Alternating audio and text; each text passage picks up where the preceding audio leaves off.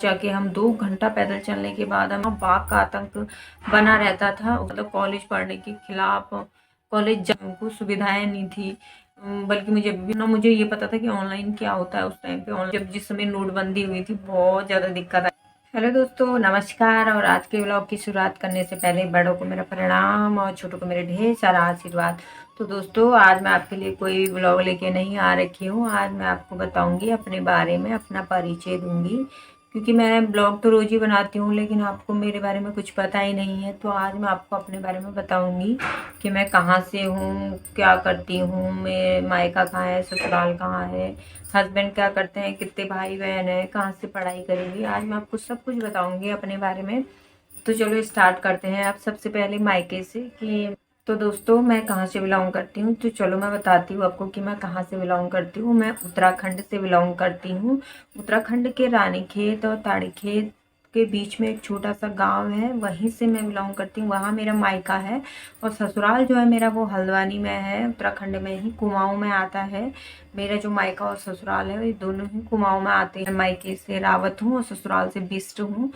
और मेरी जो बचपन की पढ़ाई हुई है, जो मेरी स्कूलिंग है, वो मैंने 8th तक की अपने गांव के पास ही एक प्राइमरी स्कूल से, गवर्नमेंट स्कूल से करी हुई है। 8th तक की पढ़ाई। और जो 9th और 10th की पढ़ाई है वो बहुत दूर से करी हुई है। मतलब 2 घंटा पैदल जाना पड़ता था। उसके बाद जाके हम 2 घंटा पैदल चलने के बाद हम स्कूल पहुंचते थे। वहाँ कोई रोड वगैरह उस समय भी नहीं थी, अब भी नहीं है। हम लोग हैं 3 बहनें और एक भैया। भैया सबसे बड़े हैं, उसके बाद हम तीनों बहनें हैं। सबकी शादियाँ हो गई है, सबके बच्चे हो गए हैं, सब लोग अपने अपने लाइफ में खुश हैं और अपने अपने घर परिवार में सेटल हैं। और बाकी मैं सबसे छोटी हूँ, मायके से भी ससुराल से भी मैं सबसे छोटी हूँ। और जो मेरी पढ़ाई 9th और 10th 11th 12th ये मैंने ताड़ीखेत से करा हुआ है। हम लोग 2 घंटे पैदल चल के स्कूल पहुंचते थे। आज भी मुझे वो दिन याद है। उस समय हाई स्कूल के पेपर होते थे सवेरे 7 बजे के। आज तो टाइमिंग सबका सेम हो गया है 10 बजे का।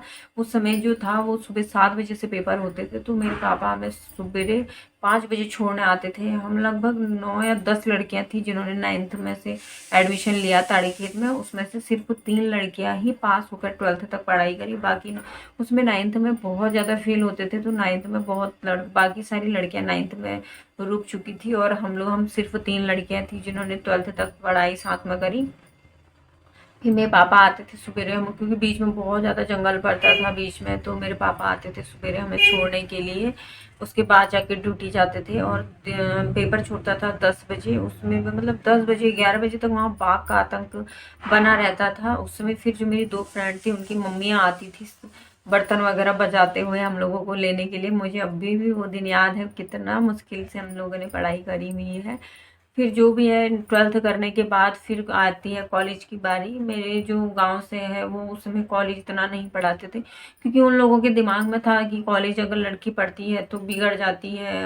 हर कोई सी की माँ हो चाहे फैमिली वाले हो यही बोलते थे कि कॉलेज थोड़ी जा रहे हैं, पता नहीं कहाँ जा रहे हैं, कॉलेज पढ़ने से बिगड़ जाते हैं। ये सब कुछ मेंटेलिटी गाँव में होती ही है। मेरी जो साथ की 2 लड़कियां थी उनकी तो शादी हो चुकी थी, क्योंकि उनके फैमिली वालों ने इंटर करने के बाद उनकी शादी कर दी। लेकिन मेरे घर पे अभी इतना, मैं सबसे छोटी थी तो 2-3 साल पहले ही दीदी की शादी हुई थी। तो मेरे घर पे ऐसा कोई प्रेशर था नहीं शादी का। तो फिर मैंने पढ़ाई करी। मुझसे पहले कॉलेज लगभग 1 या 2 लड़कियों ने करा। उसके बाद जाके मैंने ही अपने गाँव से कॉलेज पढ़ाई करी। लोग बहुत सारी बातें भी बोलते थे, मतलब बहुत कुछ बोलते थे, बहुत मतलब कॉलेज पढ़ने के खिलाफ, कॉलेज जाने के बारे में बहुत कुछ बोलते थे। लेकिन मैंने ध्यान नहीं दिया, बस ठीक है, खैर छोड़ो, वो तो बीत गया। अब जो बीत गया उसको क्या याद करना। फिर मैंने कॉलेज अपना जो करा है वो रानीखेत से कॉलेज की पूरी पढ़ाई करी हुई है। मैंने पहले बीए करा, फिर मैंने एमए हिंदी से अपनी एमए की जो है पढ़ाई वो मैंने हिंदी से पूरी करी हुई है। उसके बाद जाके उसमें ना तो कोई फ़ोन होता था, ना ही कुछ कुछ सुविधाएं नहीं थी। बल्कि मुझे अभी भी याद है, हाई स्कूल के पेपर जब होते थे तो उस समय लाइट भी नहीं रहती थी। तो मैं मतलब वो लैंप आता था ना, उससे जाके पढ़ाई करके पेपर दिए हुए हैं। फिर जो इंटर भी हो गया, कॉलेज भी हो गया, फिर आ गई। फिर क्या करें, फिर तो घर वालों ने शादी करानी ही थी, फिर तो कोई ऑप्शन ही नहीं था। फिर घर पे रिश्ते वगैरह भी आने लगी गए थे। तो फिर मेरी इतनी जल्दी शादी करने का मन था नहीं। मैं मना ही कर रही थी शादी के लिए अपने पापा से। फिर उसमें उसमें कीपैड वाले फ़ोन होते थे। तो मेरी फ्रेंड का फ़ोन आया था कि बीएड के जो है फॉर्म आ रखे हैं, भरना है तो भर लेना करके। मैंने फॉर्म वगैरह तो भर दिया, फॉर्म मैंने भर दिया। घर वालों को किसी को उस बारे में कुछ नहीं पता था। फॉर्म मैंने भर दिया। फॉर्म भरने के बाद मुझे तो कुछ ना आइडिया था ना कुछ था, कुछ भी नहीं पता था कैसे एडमिट कार्ड आता है, क्या आता है, कुछ भी नहीं पता था मुझे उसके बारे में। फिर जैसे ही 2-3 महीना बीत गए ना, मुझे ये भी होश नहीं था कि मैंने फॉर्म भरा हुआ है, मैं भूल चुकी थी मतलब। उसके बाद जाके फिर से मेरी उसी फ्रेंड का फ़ोन आया था, क्योंकि उसने भी भरा था फॉर्म। उसका फ़ोन आया था कि एडमिट कार्ड आ चुके हैं बीएड के फॉर्म के, तू ले लेना, निकाल लेना। तो मैं कहाँ से निकालती थी, मेरे पास तो ना फ़ोन था ना कुछ था, कुछ भी नहीं था ऑनलाइन निकाल लेना। ना मुझे ये पता था कि ऑनलाइन क्या होता है, उस टाइम पे ऑनलाइन का इतना पता नहीं था, इतना आइडिया नहीं था किसी को भी। आज तो हर चीज़ ऑनलाइन में होती है, उसमें ऑनलाइन का किसी को इतना पता नहीं था किस चीज़ का। फिर मैं फिर से रानीखेत गई, 2 दिन बचा था सिर्फ पेपर को। फिर मैं 2 दिन बचा था तो मैं रानीखेत गई, अपना एडमिट कार्ड लेके आई, पेपर देने गई। पेपर कुछ नहीं पढ़ा था मैंने, कुछ भी नहीं पढ़ा था ना। बीएड का पेपर देने के बाद फिर रिजल्ट आ गया, रिजल्ट में मेरे अच्छे मार्क्स आए थे। उस समय हाईएस्ट नंबर थे, 300 के आसपास गई थी, और मेरे थे 270-75 के आसपास मेरे नंबर थे। बीएड में के जो एंट्रेंस एग्ज़ाम होता है उसमें 270-75 मेरे नंबर थे। हाईएस्ट मार्क्स 300 गई थी। तो फिर वो मिला रुद्रपुर का। रुद्रपुर जाके मैंने अपना बीएड कंप्लीट करा। मैंने बीएड टीचिंग का कोर्स करा हुआ है 1 साल का। उस समय बीएड 1 साल का होता था, आज तो खैर 2 साल का हो गया है। उस समय 1 साल का होता था बीएड। तो फिर मुझे मेरे पापा ने मतलब मना नहीं करा, और मैं निकल गई थी। तो उन्होंने कहा कोई नहीं, पैसे भी लगे उस समय, हॉस्टल फीस तो ना मतलब फीस तो उतनी नहीं लगी, लेकिन हॉस्टल फीस ज़्यादा लगी, क्योंकि एग्ज़ाम दे के पास नहीं हुई थी। तो फीस उतनी ज़्यादा नहीं लगी, ज़्यादा लगा हॉस्टल फीस, क्योंकि एक लड़की के लिए सेफ्टी सबसे पहले ज़रूरी होता है, और पेरेंट्स जो देखते हैं सबसे पहले सेफ्टी ही देखते हैं।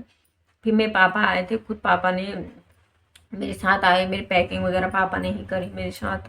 वो आए थे वहाँ एडमिशन करवाने वगैरह आए थे। फिर उन्होंने मेरे लिए हॉस्टल में ही रखा था, मुझे हॉस्टल की फ़ीस भरी थी लगभग 60-70 हज़ार के आसपास हॉस्टल की फ़ीस भरी थी। हॉस्टल पे ये सेफ रहते हैं, भले ही वो हॉस्टल से मेरा कॉलेज बहुत दूर था, 1 घंटा लगता था, लेकिन फिर भी मैं हॉस्टल में ही रही 1 साल। बीएड करने के बाद फिर क्या था, फिर बीएड भी हो चुका था।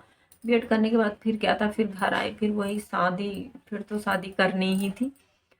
फिर 2016 में मेरी शादी हो गई। फिर तो शादी के मना करने का भी कोई ऑप्शन नहीं था। और लव मैरिज हुई या अरेंज मैरिज करी, इसके बारे में मैं आपको बताऊंगी, इसका पूरा एक वीडियो बनाऊंगी मैं आपके लिए। फिर शादी मेरी हुई थी 2016 में। 2016 में जब जिस समय नोटबंदी हुई थी, बहुत ज़्यादा दिक्कत आई थी उस समय। शादी भी मेरी ऐसी सिचुएशन में हुई थी ना, उस समय नोटबंदी हुई थी। उस समय शादी हुई थी 2016 में। अभी भी मुझे याद है, जब हम लोग बैंक से पैसे निकालने के लिए जाते थे शॉपिंग करने के लिए, पता है बैंक वाले सिक्के देते थे, 5-5 हज़ार 10-10 हज़ार के सिक्के। 5 हज़ार से ज़्यादा अमाउंट तो निकलता नहीं था, बस 5 हज़ार के सिक्के लेके आते थे हम लोग। सिक्कों से शॉपिंग करी, मतलब उस समय ऐसा था।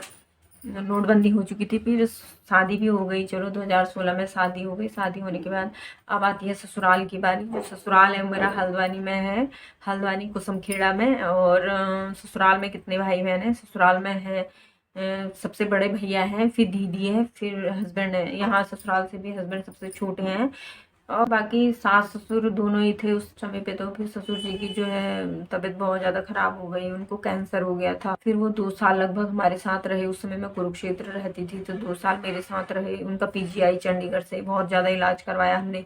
सास भी ससुर भी दोनों आए थे हमारे साथ वहाँ कुरुक्षेत्र, उनका इलाज करवाया वहाँ। फिर ठीक भी हो गए थे, बहुत सारी थेरेपियाँ हुई, कीमोथेरेपी हुई, रेडियोथेरेपी हुई। पूरे 1 साल पूरा इलाज करने के बाद फिर वो डॉक्टर ने बोला कि अब घर जा सकते हो। फिर वो घर गए, तो घर जाने के बाद फिर उन्होंने अपने पे ध्यान नहीं दिया, ठीक भी कोई ध्यान नहीं दिया खुद पर। तो फिर वो एक्सपायर हो गए। अभी उनको एक्सपायर हुए हुए 5 साल हो चुके हैं, 5 साल। मुझे मतलब वीडियो बनाने का और फ़ोटो खींचने का बहुत ज़्यादा शौक था। तो लेकिन मेरे हस्बैंड को इन सब चीज़ों का कोई शौक नहीं है। मैं कब से सोचती थी बनाऊँ व्लॉग, बनाऊँ व्लॉग बनाऊँ, लेकिन मैं सोचती थी कहीं हस्बैंड मना ना कर दें, घर वाले बोलेंगे क्या कर रही है ये करके। मैं थोड़ा बहुत डर भी था।